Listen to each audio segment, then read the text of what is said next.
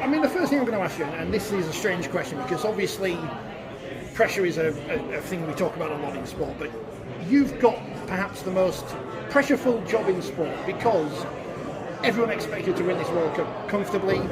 You've got the best talent out there. How do you deal with that expectation that you're just going to walk here and win this competition?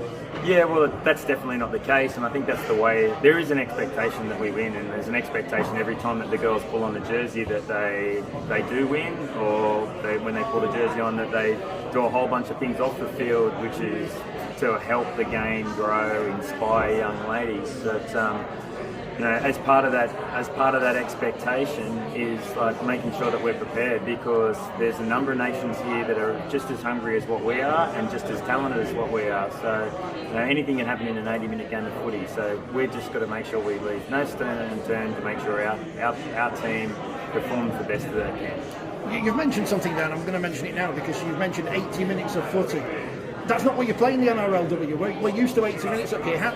Is that a difficult thing to change the way you prepare for an 80-minute match rather than 70, 75 minutes? Yeah, it definitely is. Like we've only, in the early days of the NRLW, they were playing 60 minutes, and we've only just progressed to 70 in the last couple of years. And that's the same for our state of origin, which is probably the one step below international footy. So the extra 10 minutes is a long time, and we will see a decay in the performance of those teams that aren't used to playing that amount of time. So I think that's a distinct advantage that the nations that play 80 minutes, like England, will have over other teams.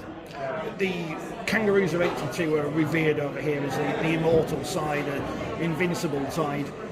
The Jillaroos coming over here almost feeling that same kind of intensity and pressure on them.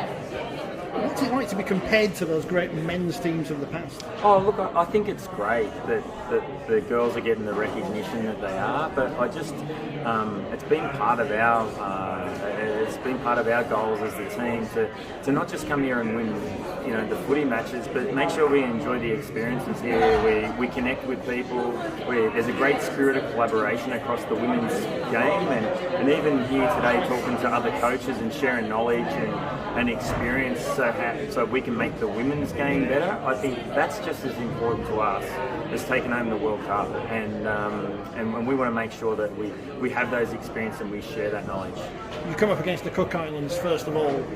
Couldn't be a more smaller nation to take part in this competition compared to the likes of Brazil, but they've got nothing to lose whatsoever. What's it like preparing for a team who can go out there and pretty much have a free reign of what they do? Yeah, well, look, they're actually a good. They might be small, but in Australia, they're actually the players, the female players in Australia that have got Cook Island or Pacific heritage. The highest amount come from the Cook Islands. So there's a big population of Cook Islanders players playing in both New Zealand and Australia. So, and I've been fortunate enough to coach a couple of the players in that team in the past. They are a good team. So they're not to be underestimated. They've probably got the most exciting halfback running around in young Shante, who will be a household name in women's rugby league in the next couple of years. So we've prepared for them just like we would prepare for New Zealand or England. Obviously you want to see your competition full of players who qualify for your nation, but would you like to see some English players have a go over there? We saw in the past, in the 80s and the 90s, plenty of the great British players of the past player in the Australian competition. So you'd like to see some of our Super League players over there? Oh, we would, most definitely. And we're helping. Part of our day job is to ensure that the 4 new NRLW teams have got support when it comes to how they're going to fill their sides with quality players. And I think you'll see teams like the Canberra Raiders, who have been successful in, probably because of the climate in Canberra is very similar to up here. A number of the English players that have gone down there and been hugely successful in the men's competition. They'll have a similar strategy when it comes to recruitment of the females. So I definitely think there's an opportunity for that to happen, but it'll also be great to see some of the Aussies come up and play in the Super League and play up here in the English competition in the years. And who knows, maybe if we get things right, that we can see the competitions where the best players are playing in both of those competitions in coming years.